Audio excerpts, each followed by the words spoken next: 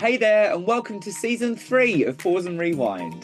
I'm Neil, my pronouns are he, him, and I'm the host and producer of my podcast, which is very much created for everyone. As usual, I'll be chatting to changemakers, thought leaders, and role models who all share a common goal. They're striving to make the world a more inclusive place. And, let's face it, we need it. We'll be diving into the moments, the realisations and relationships in my guest's life that led them to where and who they are now. Because everyone loves an origin story. We'll be talking tales, anecdotes, and a little of what makes our guests tick. This is an 8-episode season going out during Pride season. And Pride really is a celebration of the LGBTQ+ community, but it's first and foremost a protest. Showing up has never been more important, and what we're seeing right now is the fight is definitely not over. Each of these guests has an amazing story when it comes to doing their own thing and how they're showing up in the world. And I'm so excited to shine a spotlight on their stories. So, with that in mind, are you ready to pause and rewind?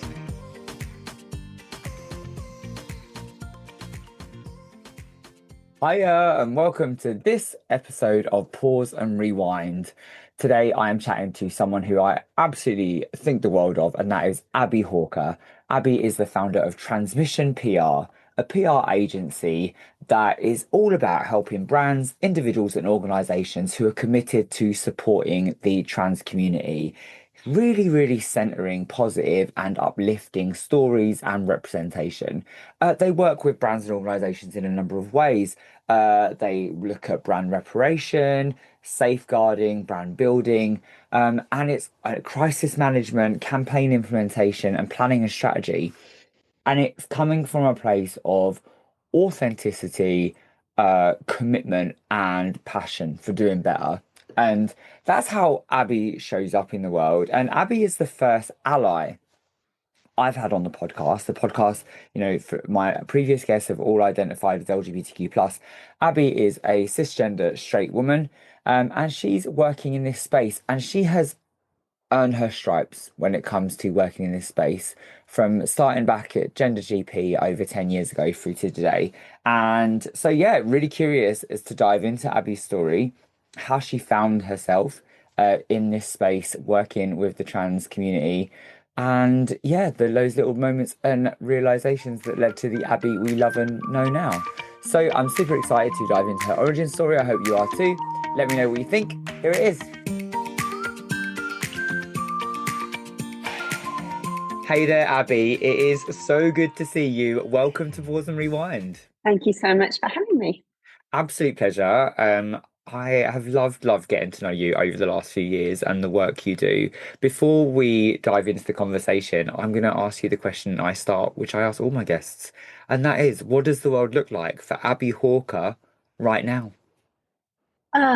It's frustrating and exhilarating in equal measures, I would say. I run a PR agency that specializes in trans inclusion and awareness, and that means we're kind of fighting on the front lines every day to try and get positive stories through to the community, to get organizations to do better, to understand more, and to want to engage in a way which positively supports the community. So we feel like we're doing something, which I think is so often it's super empowering when you're actually engaged in trying to make a change. But making that change is slow, and the pushback and the kind of opposition is so significant that it can be a little bit disheartening from time to time, but we continue on with the fight. Absolutely. Is that something that you've had to really learn the hard way, that change is slow side of things?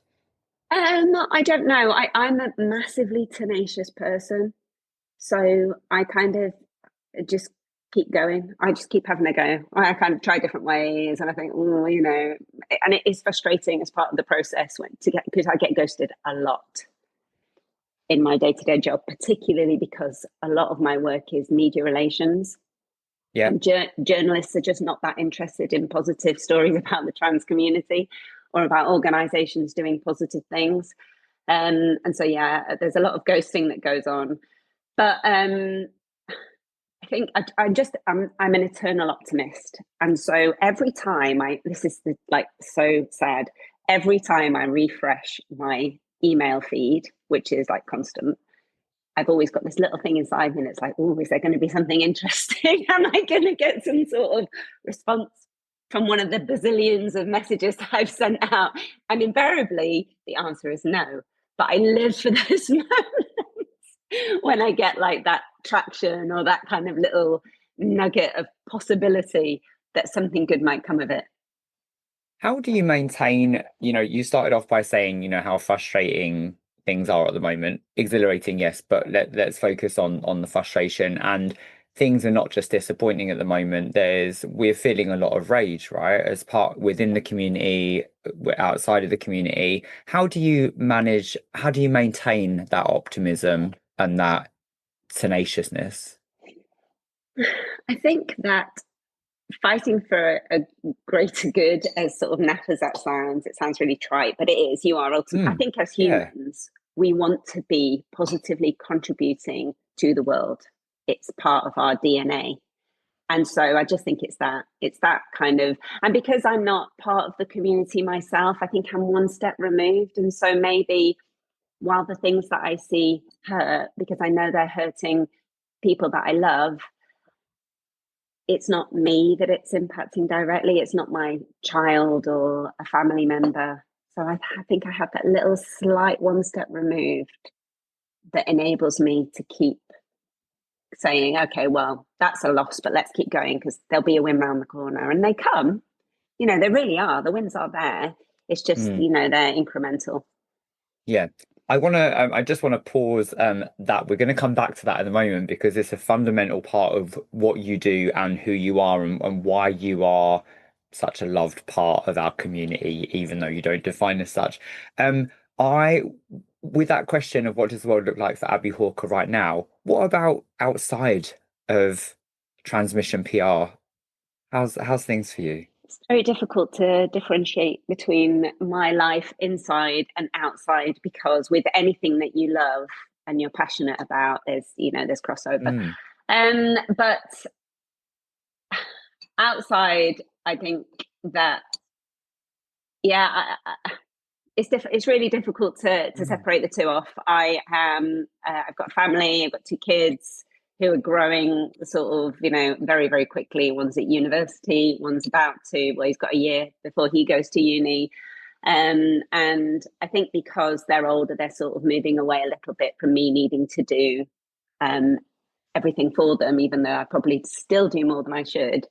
I think that's possibly, in a way, transmission PR has taken that space up. So the things that I feel like I'm constantly attending to my beloved third child, which, is work. So I often get the eyebrow from various family members, the raised eyebrow, because I'm kind of a little bit distracted because, or maybe that my kids, when they were little, they were always like, Mom, it doesn't always have to be about trans stuff. Because I would always bring it back, but I think seeing life through a lens of a community which is so marginalized and so, I don't know, faces so many challenges in so many ways unnecessarily because they have, there's the challenges that the trans community faces just because of having to navigate the world in a way that's different to, a cis person.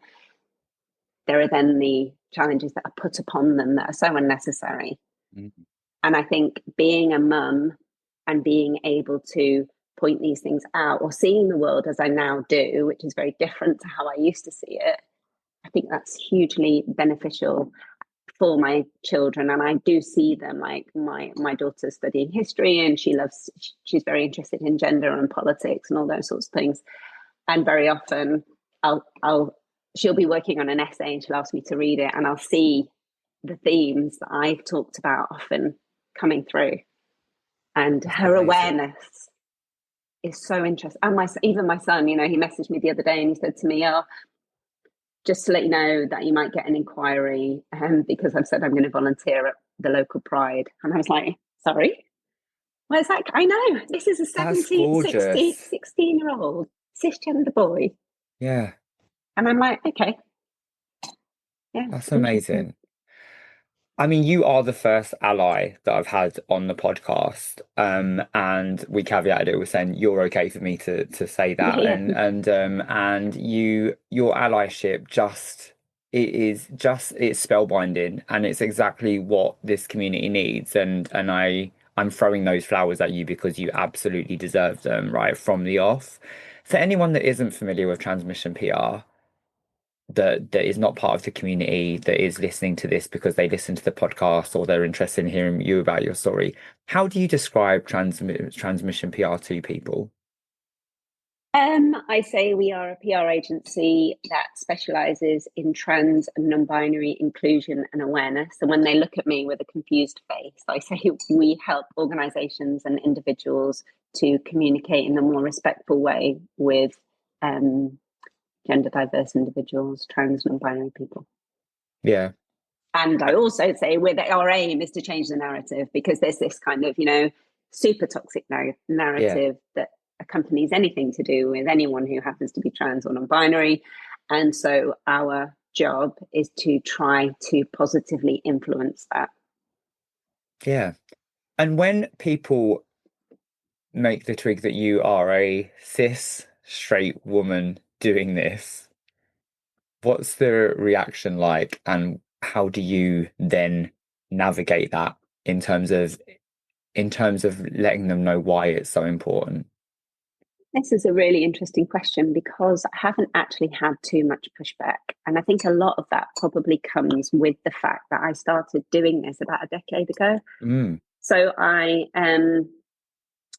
was friends with Dr. Helen Weberly, who set up Gender GP before Gender GP. So I was working with her. She was a client of mine. And she said to me, she phoned me up one day and she said, "Oh, I'm thinking of setting up this service to help trans and non-binary people." And she told me a little bit about it. And she was like, "Do you want to come and do my PR?" And I was like, "Yeah, sounds dead cool."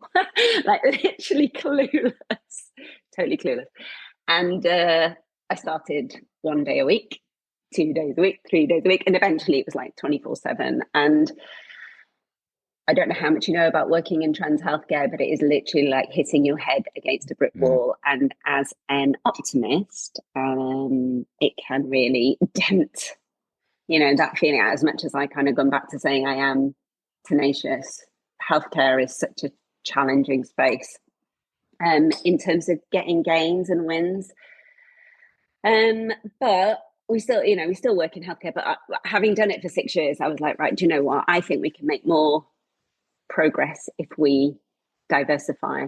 So I left Gender GP and set up Transmission PR, and now we work with lots of different organisations in lots of different spaces. We still work in healthcare, but we kind of also work in fashion, and we helped Danny St James. She has an underwear range, so we helped her launch the swimwear and the her range for trans guys and non-binary trans masculine people. We just very recently, today, we're working on a project for an Australian TV company. I saw that. It's ridiculous. So basically, because we're so niche in what we do, we've got clients in the US, Greece, Madrid, and at the start of the month, I got contacted by this Australian organisation who basically said, we've made this TV show. It's about a 13-year-old girl starting middle school. We've been watching what's happening in the UK with the removal of access to puberty blockers, with the ruling of the Supreme Court, all of the negative stories in the media that are just telling this story that's fake. And they basically said they want to put their show out on YouTube for free, because previously it had been out on CBBC, but it didn't last very long. I won't come out, I don't know why, but I think we can probably all read between the lines on why that was, because CBBC had quite a few shows with younger trans representation, but funny old thing, now there aren't any shows of Yeah. that kind.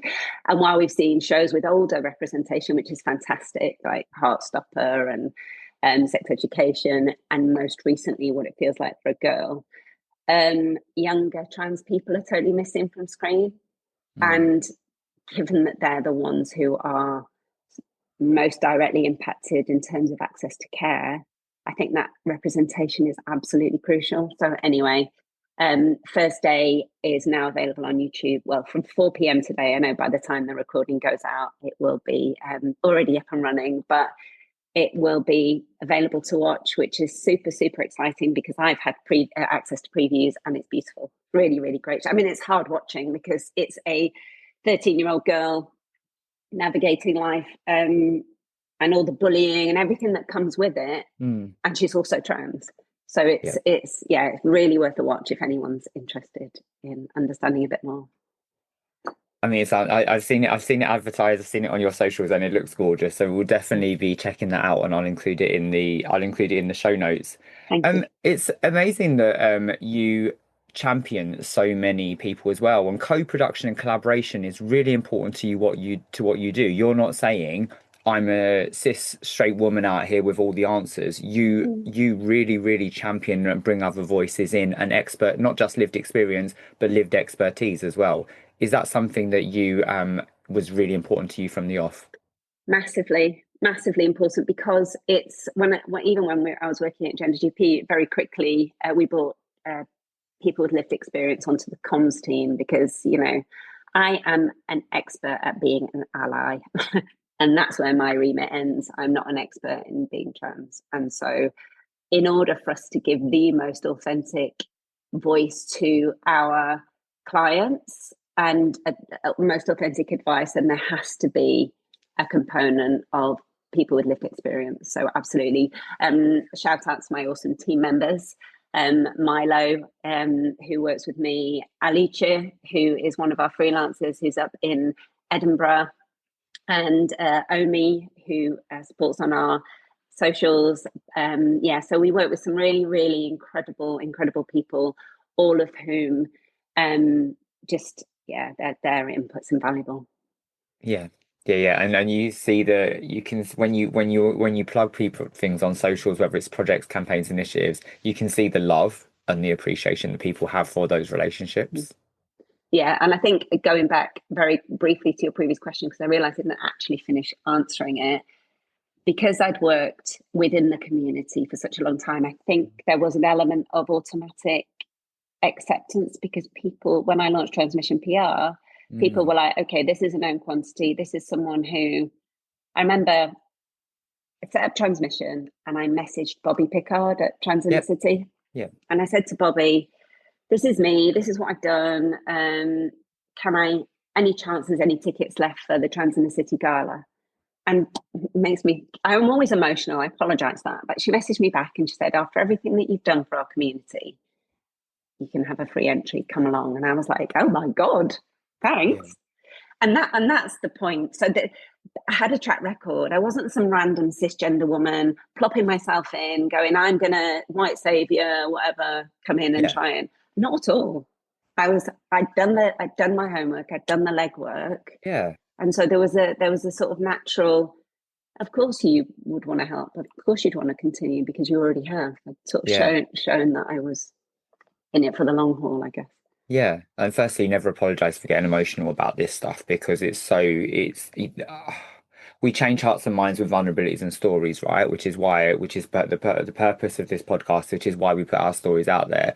And I love that you say I'm an expert at being an ally because in some spaces we kind of always wait for other people to say we're an ally before we declare ourselves as one. But I'm a true believer in actually we need to know that we're showing up and how we're showing up and the impact we're having. And you do.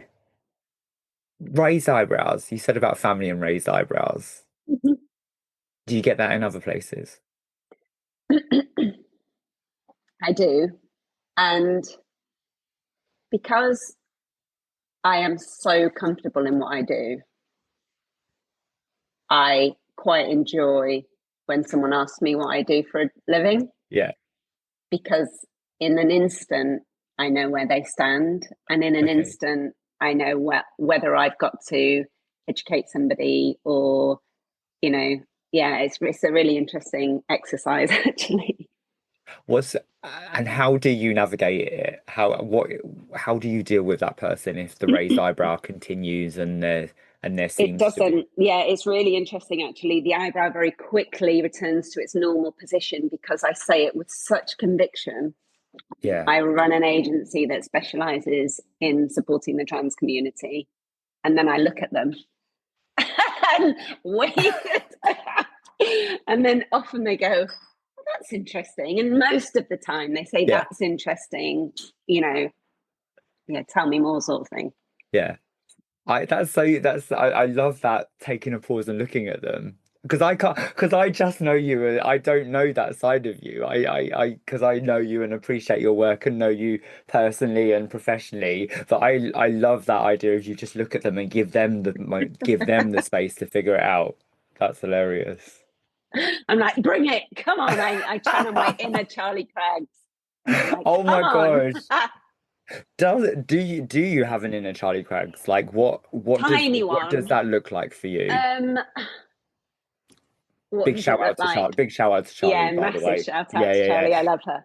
I think that what that looks like is a very, very watered down version. I am always, I think what it looks like is just being brave and Mm, really owning. I know that I am right in terms of the side of the argument. I believe wholeheartedly that trans people just need a little bit of support and love. And just like anybody does. mm. And so for me, it's kind of become a little bit of a love versus hate argument. And I'm firmly on the side of love. Yeah. And so it's quite, I just have to remind myself if I ever feel intimidated in a situation, hang on a second, this person's not coming from a place of love. Yeah. So I try and bring it back to, very Brilliant, brilliant. human, very, don't overcomplicate things, make it super sort of.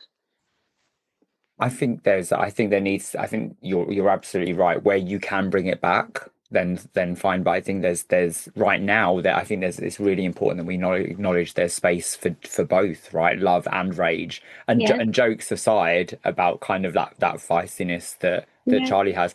That rage comes from somewhere, and it's yeah. justified, and it's valid, Yeah. and it's I meant beautiful. love versus hate, as in Yeah, pro supportive of trans and yeah, those yeah, for anti sure. on the anti side. And I 100% believe there's place for rage. And I kind of, I often wonder, it hasn't happened yet, but oh, it has happened once actually. So I often wonder what I would do if I went into a toilet. I usually think about it at Marylebone Station. Mm, So going to Marylebone Station, because it's a massive area, obviously lots of people travelling through, and there's all this chat about toilets and who can use the toilets and who can't use the toilets. And I think, right, what would I do if I'm in a situation where a trans person is trying to, and a visibly trans person is trying to use a toilet and they have some opposition? Because that would bring out my inner Charlie Craigs. mm, That would be a very clear moment at which I would say, yeah, I would have something to say about that. But it would be yeah, very much, protective and supportive of who yeah. I was trying to use that space, and getting the balance right between having a Warrington fist fight, which I would Mm, want to avoid. And I call it a Warrington fist fight because that's where I'm from. okay. And trying to, make respect and keep support the dignity of the person trying to use the Yeah. space, and but balance it with showing my displeasure and my absolute 100% unshakable allyship in that situation for that person. Yeah. Yeah, and I think that those situations, whilst they are few and far between, thankfully, they are, It hasn't happened in that yeah, situation yet. but we know they're happening. We know they're Well, happening, and there I may do be a have a little time. story about that. Mm? Yeah. So I do have a story about that. It wasn't related to a toilet. I was running an event or supporting with the running of an event, and there was an undesirable in the room, Hmm. which someone who was spotted who was acting in a very odd way and was suspected to be from a approaching the event from a gender critical Yeah. perspective. So um, I said I would deal with it.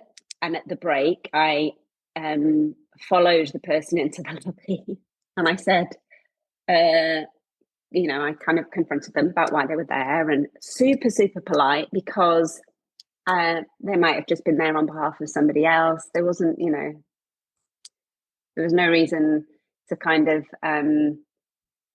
We suspected that she was there for the wrong reasons, but she might not have been. So I was very, very respectful.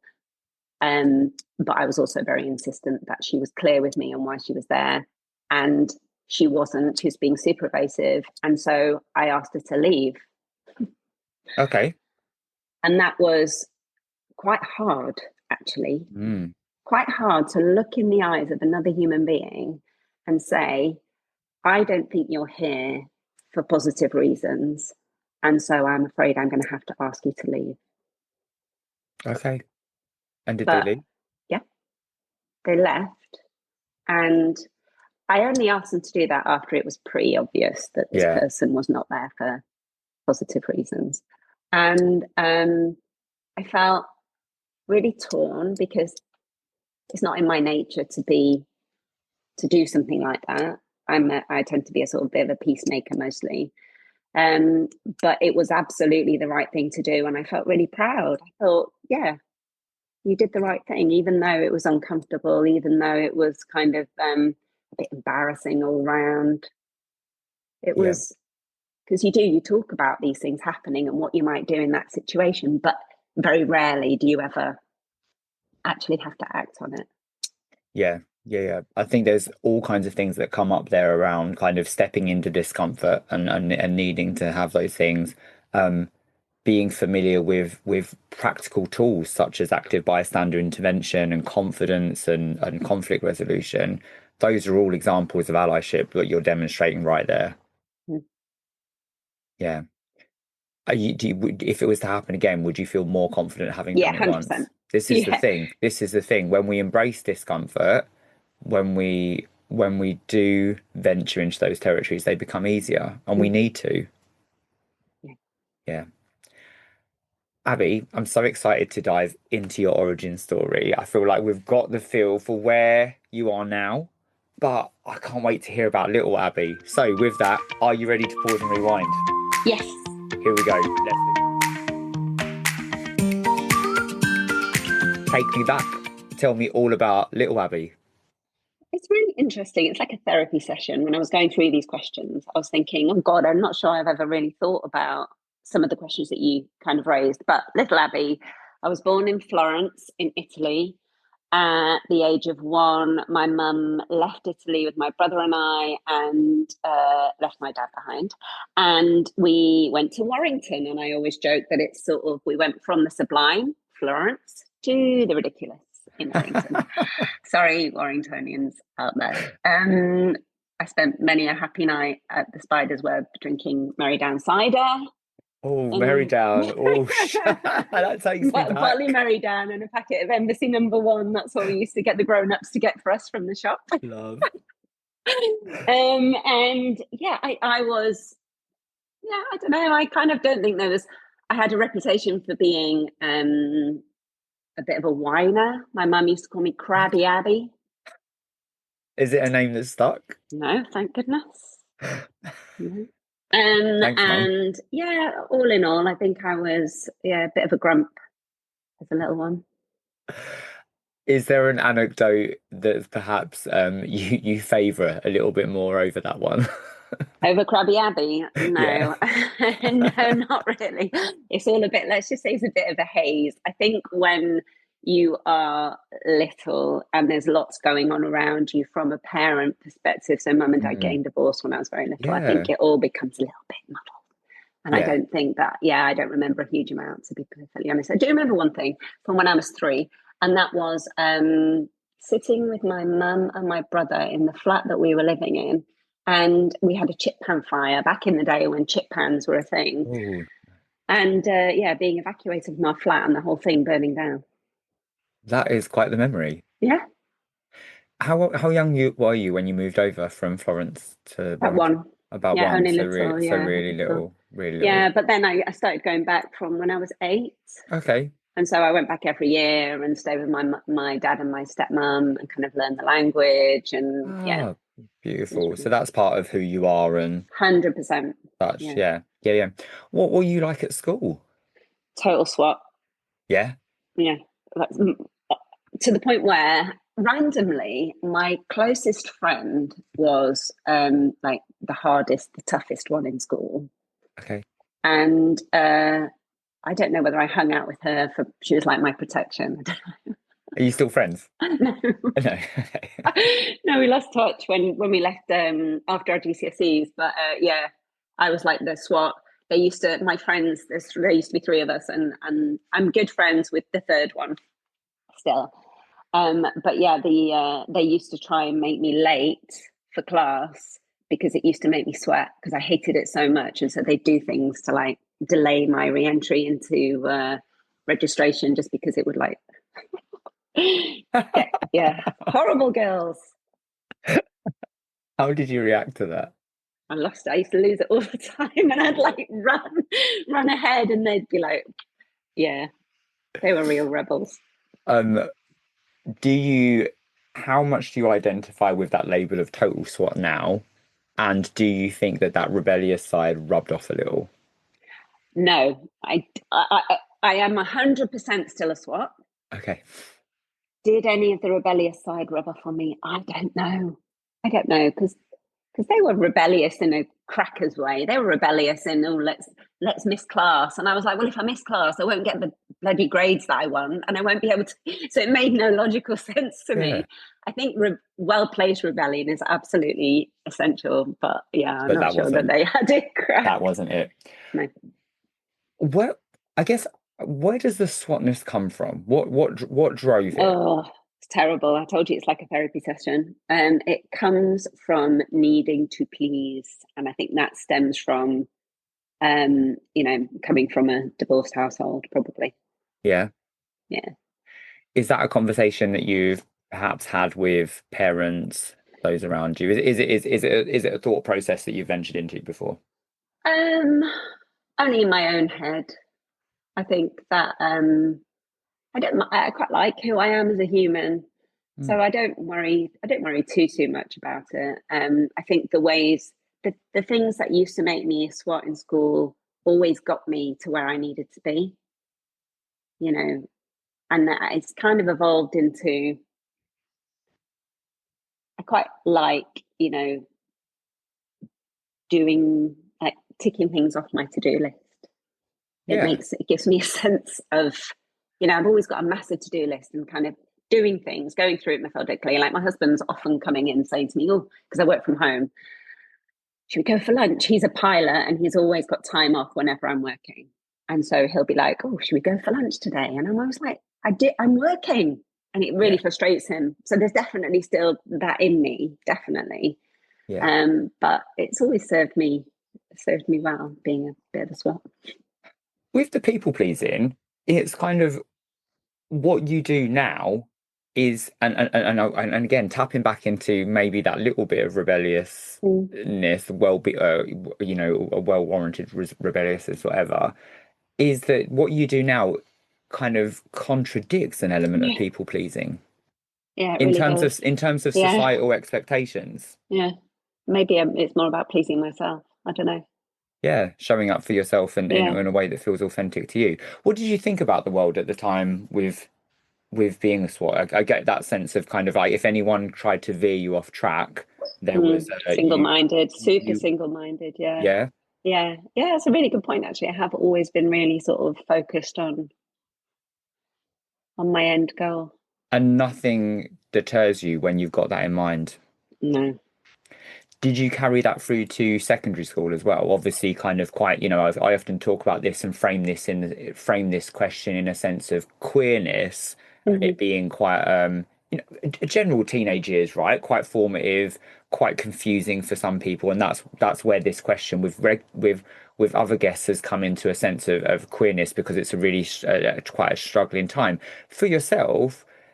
And I think we're often bonded by our shared and common experiences, right? How was that for you? Did you take that into your secondary school years, and what was teenage years like with having that background? I think it's really interesting. What you just asked me made me immediately think of a conversation that Helen always used to talk about, Dr. Webley at Gender Mm. GP. She always used to say she would sit. There was a particular conversation that's stuck in her mind with a little girl, and Helen sort of said to her, you know, what is it that makes you know you're a girl? And she looked at Helen dead in the eye and said, what is it that makes you know you're a girl? And this was a little trans girl, so Yes, yeah, and that was implied, but just to be clear, and that's it. I have always inherently known who I am, cisgender, straight. I yeah, haven't ever veered, not really, you know, in only in the way that I'm quite attracted to people. yeah, So, you know, I can absolutely think, oh my God, that person's absolutely gorgeous. And it's sort of irrelevant what their yeah, gender is or whatever. Um, but in terms of my, you know, sexuality, gender identity, that's always been so, so clear to me. And I think that's part of what helps me to understand trans people, because they feel exactly the same way I do about my gender. And so yeah. I'm like, well, what? It just is. That's just who I am. Yeah. Yeah. With that, with that confidence in who you are and the goal and being so kind of clear on who Abby was, what were teenage years like at a time that where teenagers are kind of quite all over the place? Yeah, I was all over the place. It's only in retrospect that I realized I was quite. I feel who I am now is absolutely an amalgam of all of that Mm, confusion and mess. And while there were some things that were very fixed, like my, you know, my single-minded determination to get to yeah. class on time, or you know, fancying a boy or whatever. Right and wrong has always been quite a big thing for me, and I think that's probably what the getting to class in time is all down Yeah. to. Like, um, what was the question? It was what was that teenage experience like for you in Yeah, terms of carrying it those? was all right. Yeah, it was all right being a teenager. I mean, there were ups and downs, but I got through it without too much Yeah. sort of negative stuff. Yeah. And how did you show up amongst kind of in the environments with classmates and stuff? Were you someone that put yourself out there? Were you someone that maybe stood up for other people? What were you I'm like? not sure. Maybe a tiny bit. I do remember one moment when the mean bully, who was my best friend, um, was having a go at someone for some reason or other, and I remember distinctly saying, like, don't do that. That's not very nice. And I think it was one time, only one time, but I still remember it. Mm. So there was definitely an element of that, I think. Um, but yeah. Yeah. Yeah, I'm just thinking, with you, you said it yourself, you have a really clear distinction of between what's right and wrong and who you are and how you show up in the world. And I think that that is definitely, we can see that in you now in Mm, terms of you're really, really clear on what you're okay with and what you're not. yeah. I am now. I definitely think that it's, as I said, it was far less clear when I was younger, and I think it's probably only in coming into this space and working in Mm. this space and Yeah, understanding that you must stand for something, right. Yeah. you know. And I guess there's the evolution of us as people, right? Yeah, Yeah. thank God. Yeah. And what we stand for. Um, what happens next? What happens after school for you? So after school, I did a degree in Italian and German at university. I then finished that degree and was like, I don't want to be a teacher. I don't want to translate. I don't know what the hell I'm going to do with this. So I did a postgraduate in PR, then got my first PR job and kind of never really looked back after that. Just PR Yeah. was, yeah. And I did sort of worked in big agencies, little agencies, regional stuff, national stuff, massive campaigns for British Airways and Gillette. And I got to go to Italy because I spoke Italian. I got to Yeah. go to Italy for Goodfellas Pizza to Okay. work with a Michelin-starred chef on developing a range of Tuscan-inspired pizzas for a campaign they were doing, and I was like, "Oh my God, I have arrived!" So did some really fun things. And then I went, I had my daughter. and decided, oh, I went back to the agency I was with after I'd had my daughter, and I felt like my career was over and that all Okay. I was going to get now was crappy little scraps of bits and bobs. And so I had my son and decided not to go back and to go freelance. And then it was the wilderness years where I worked on car safety equipment and aggregates and the most dull stuff you could imagine. And then I got the little olive branch from the universe of this project working in trans healthcare. And I was just like, it transformed my life, absolutely transformed my life. The rest is history. Thinking about those early days of career though, did you know instantly that PR was for you? Yeah, it's brilliant. I love it. Yeah. Yeah, it's about changing hearts and minds. And that's kind of me all over, really. Yeah. For anyone thinking about going into a career in PR, because obviously your career in PR spans quite a couple of decades, right? I'm 20 years in events next year, which Yeah. feels absolutely crazy to me. What do you think are the biggest differences now when it comes to venturing into PR as a career, and what advice would you have for people wanting to venture into it?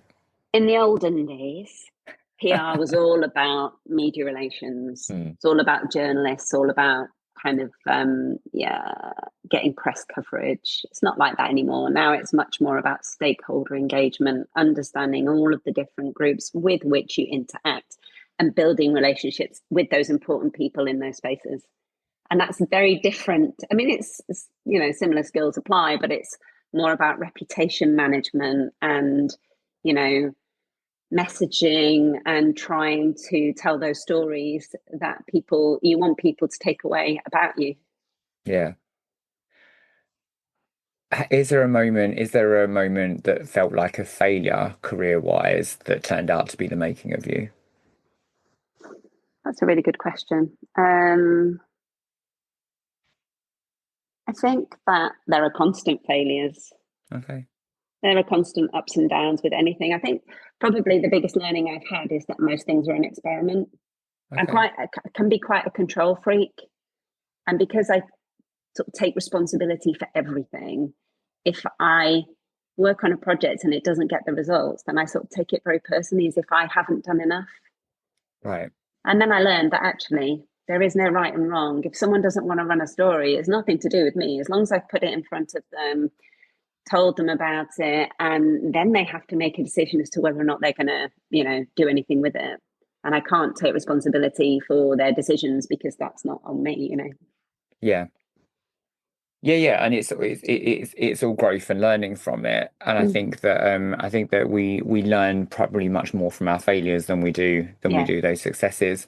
When you think back to that uni days and stuff, what did you imagine was going to be, because you're in such a niche field now, what was the ultimate goal back then, and how did you make peace with the shift in that?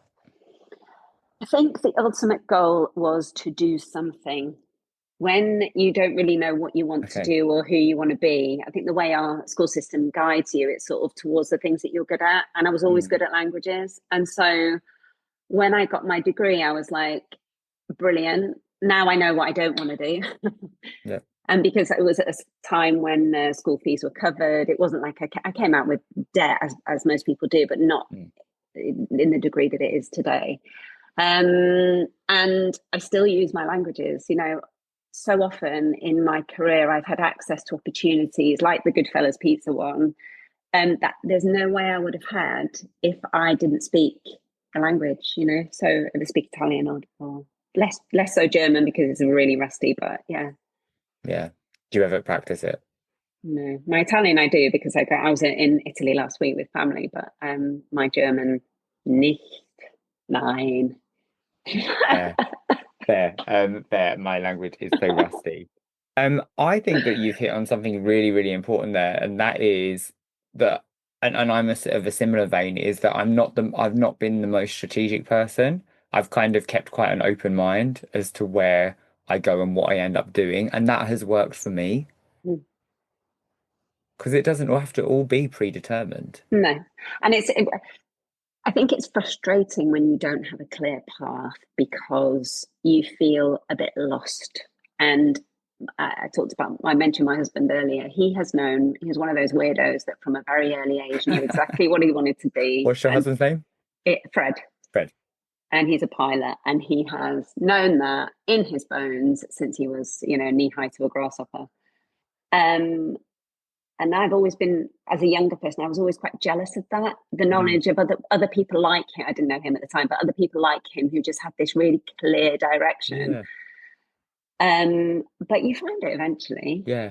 It doesn't matter. I mean, I think back now, if I'd have known where I would be as a little, as little me, I'd be absolutely ecstatic, and That's so beautiful to tell yourself now, though. But I suppose even that in itself, thinking about little Abby as the total swot, even that doesn't quite align right with not having a clear path and stuff. And I can imagine that that did cause frustration. But I really love the fact that you kind of like you're saying that you would be happy with where you've ended up.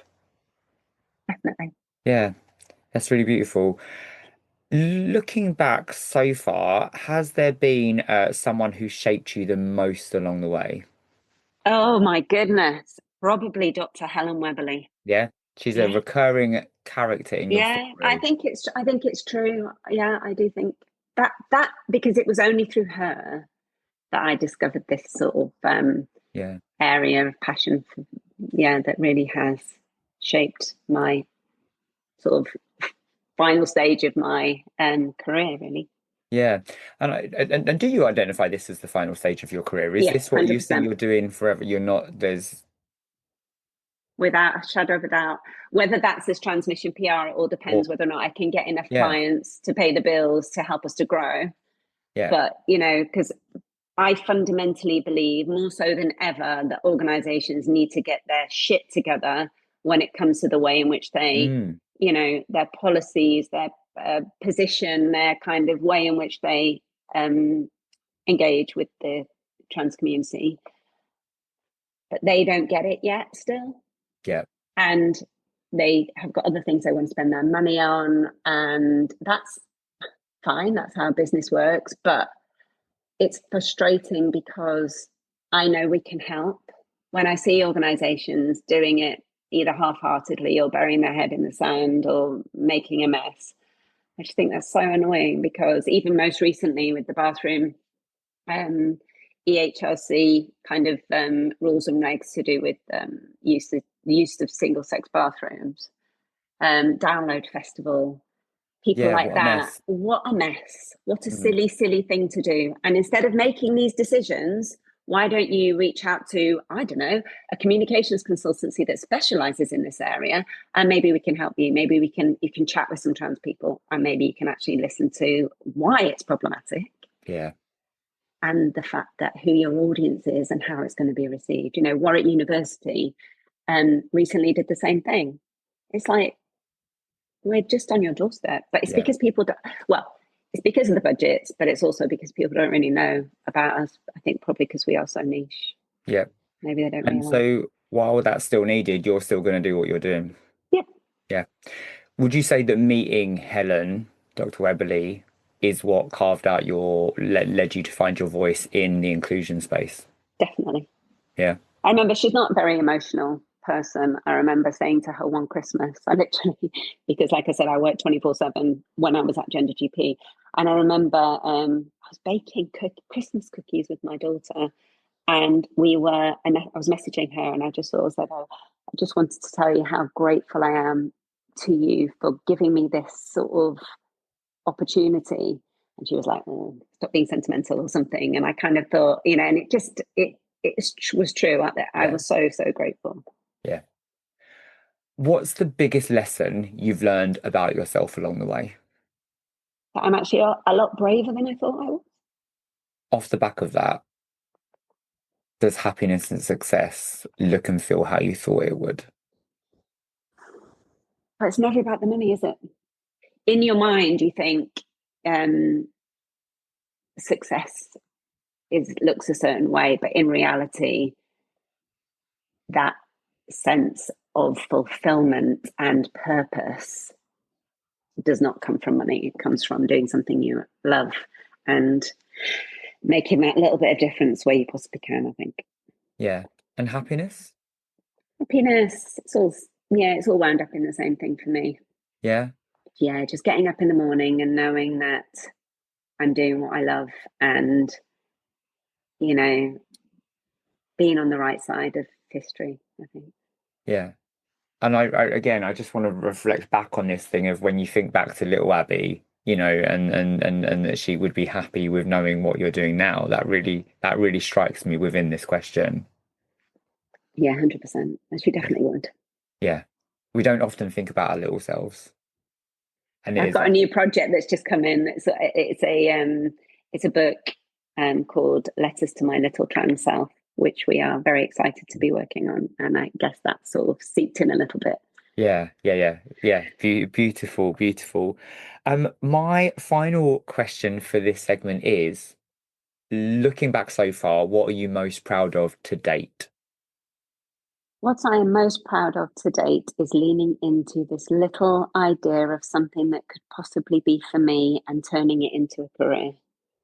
That's so gorgeous. And what if you could picture the next 5 years, and again, not wanting to be too strategic about things, what would be the taking it to the next step of what you want to be proud of? I've been so clear on this from the beginning. I just want us to grow. I want us to be the go-to agency for any organization who's just feeling a little bit lost and who Yeah. wants to do more and do better in this space. I want to be able to employ a load of trans comms professionals. I want to be able to kind of, grow this little tiny business into something that feels inclusive and is reflective of actual people who are having these experiences.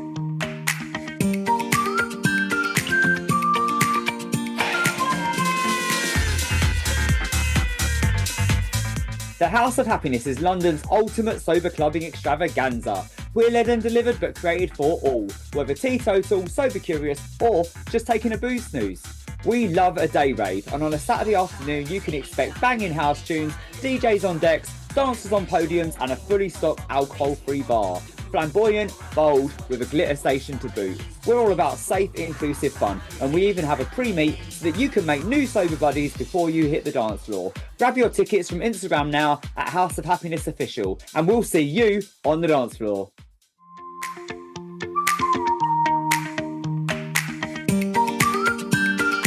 Are you ready for some quickfire questions?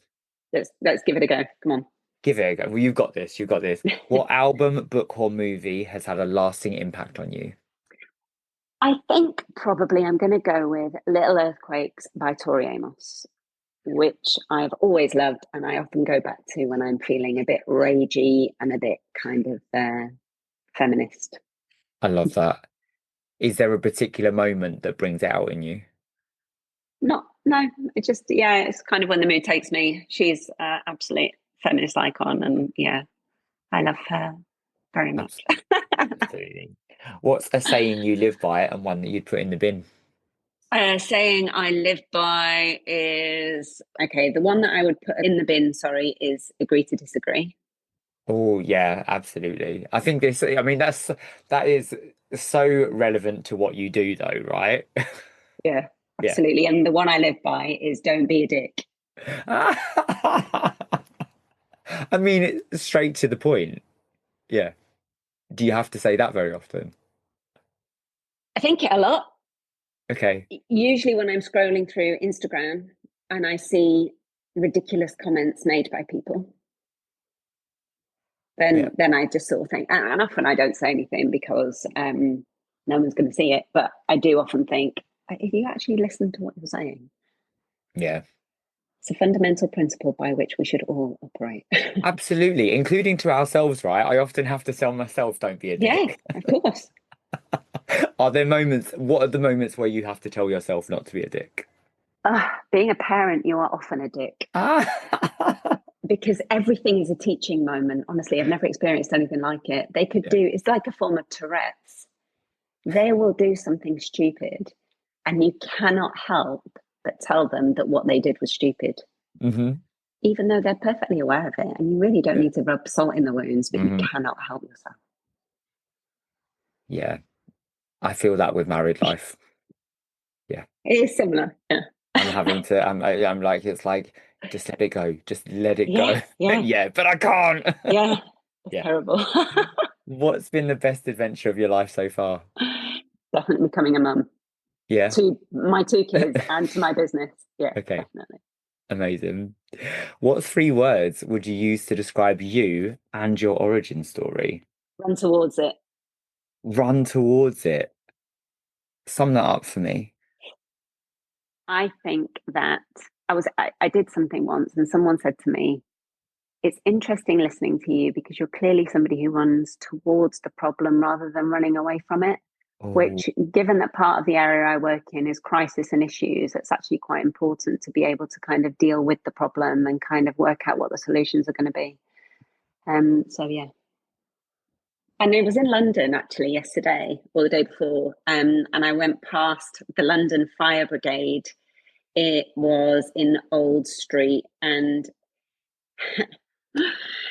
there was the building for the fire brigade, and there's massive lettering going across the entrance, and it says "Love is the running towards." And I thought, oh, that is very interesting because that is exactly what I do.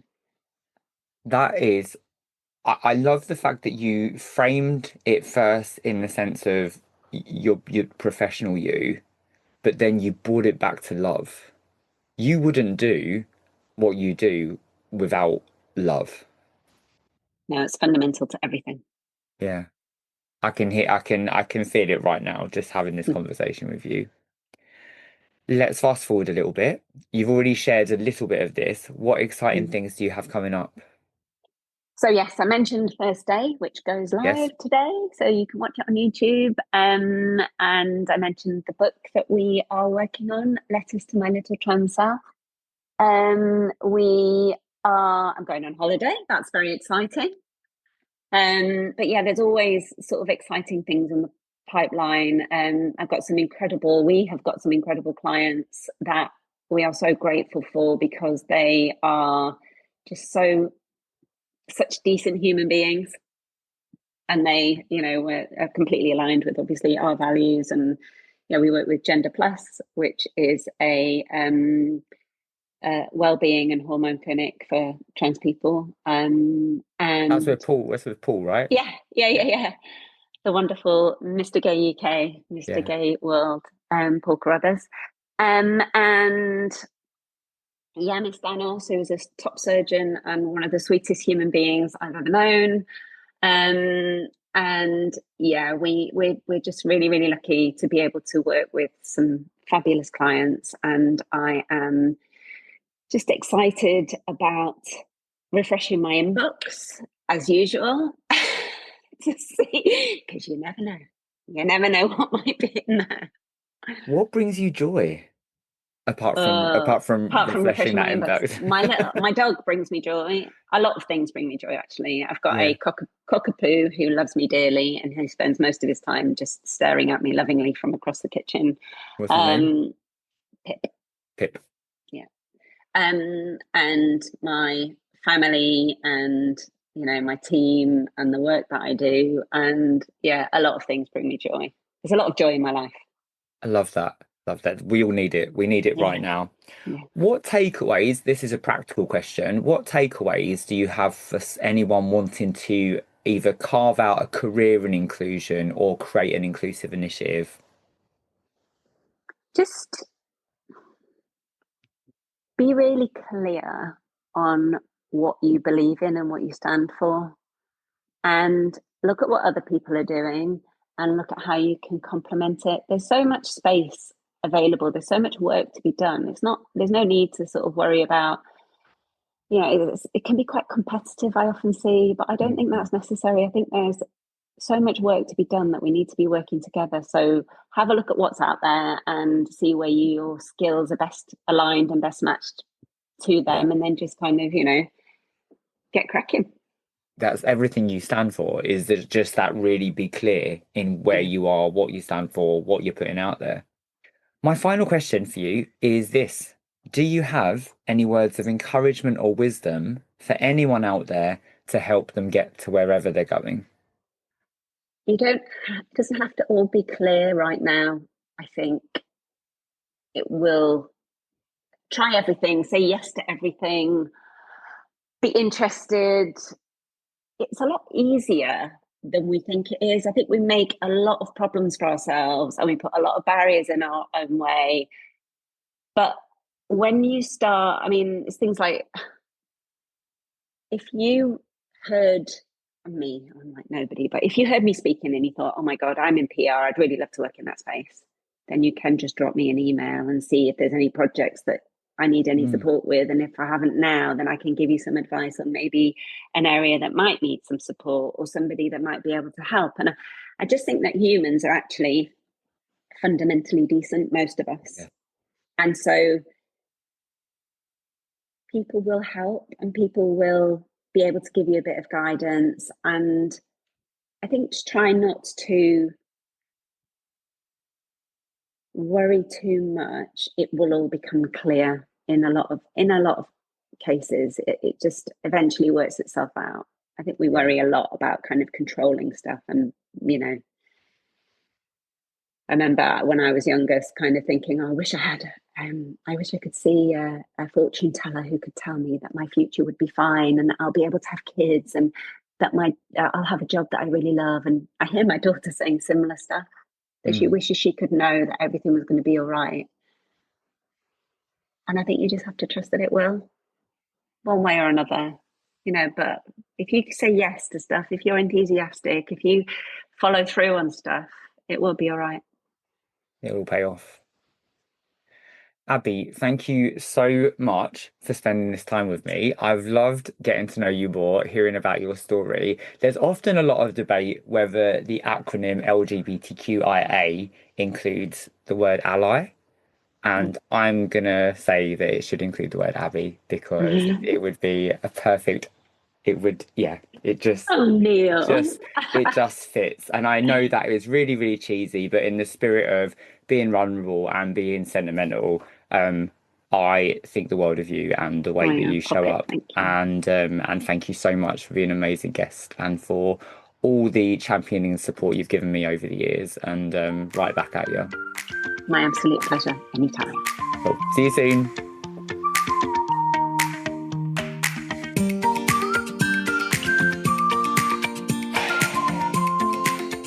Thank you again, Aby, for such a wonderful conversation. I loved getting to know you more, all about little Aby being a total swot and, where that comes from. And the fact it's important to reflect on kind of, how we are now and how that is shaped by how we're younger, but also not so much always focusing on the negative side of where that comes from, but actually what it does to serve us, what it does to get us to where we need to be. And that determination and drive and that really firm standing in what Aby was and is all about is something that we see now with her work in transmission PR through to her career of, the early days of PR, but those early days in the trans space of working with Gender GP. And that firm determination, the tenacity and the optimism to keep on going, despite the fact that it is relentless, despite the fact that, as Aby mentioned at the beginning, that it's frustrating right now and rage is a very real thing that we all need to tap into. All of those things have served her and showcase how Aby shows up in the world as an ally for the LGBTQ plus community, but particularly for trans folk. And yeah, just really enjoyed hearing more about that drive. And I think those three words that Aby used to describe her origin story run towards it and reflecting on that, how love is so foundational and fundamental to that as well. And transmission PR being her third baby. And just the funnier moments, the moments around kind of like, don't be a dick. Quite simple words that we have to tell ourselves that as much as anything. So Aby, I appreciate you, your insight, your solid advice and takeaways, and just the way that you show up. So thank you for the friendship, the support, and the love. I hope that you enjoyed this episode. Please do like, subscribe, share, comment. Help get these conversations out there. These stories deserve to be seen, heard, and celebrated. So stay tuned for more amazing guests on Pause and Rewind. 2 more episodes left after this. And yeah, see you soon. Cheers.